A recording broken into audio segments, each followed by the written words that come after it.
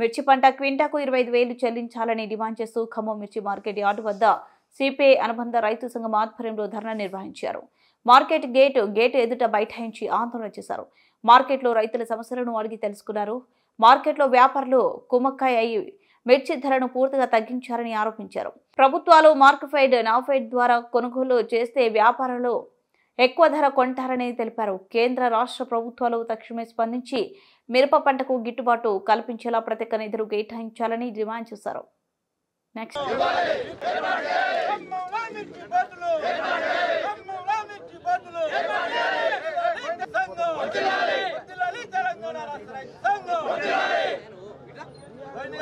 రైతుల పట్ల కేంద్ర రాష్ట్ర ప్రభుత్వాల వైఖరి, రైతుల పట్ల కేంద్ర రాష్ట్ర ప్రభుత్వాల వైఖరి, రైతుల పట్ల కేంద్ర రాష్ట్ర ప్రభుత్వాల వైఖరి, వ్యవసాయ రంగం పట్ల కేంద్ర రాష్ట్ర ప్రభుత్వాల వైఖరి, వ్యవసాయ రంగం పట్ల సంబంధ ధర్నం వర్ధిల్లాలి తెలంగాణ రాష్ట్రంలో రైతాంగాన్ని ఏర్పించడం, రైతుల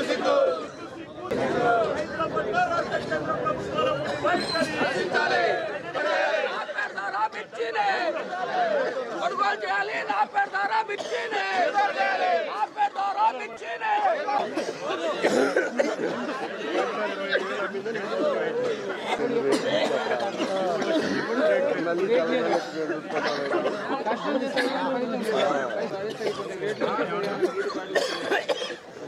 రేటు లేవు, పండు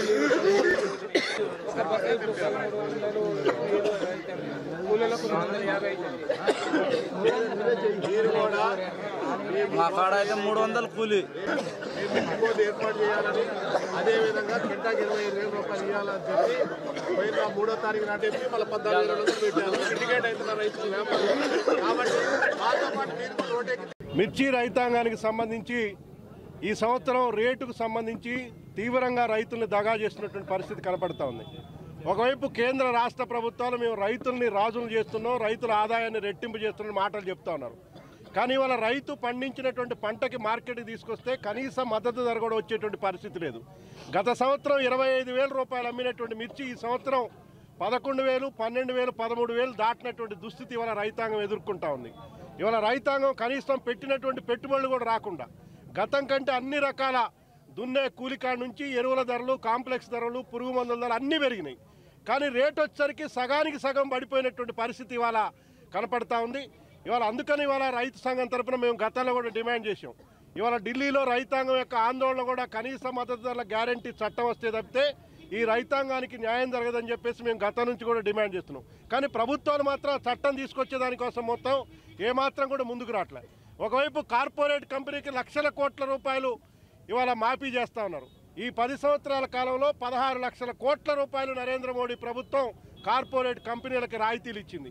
కానీ రైతాంగానికి మాత్రం కనీస మద్దతుల గ్యారంటీ చట్టం తీసుకొచ్చి రైతాంగాన్ని ఆదుకోమంటే మాత్రం ఈ ప్రభుత్వం ముందుకు రావట్లేదు. ఇవాళ ఖమ్మం మార్కెట్ పెద్ద మార్కెట్, మిర్చి మార్కెట్, గుంటూరు మార్కెట్ తర్వాత ఎక్కువగా మిర్చి ఖమ్మం జిల్లాలో సాగు చేస్తున్నారు. కానీ రైతు ఇవాళ పంటను తీసుకొస్తే లూటీ చేస్తున్నటువంటి పరిస్థితి ఉంది.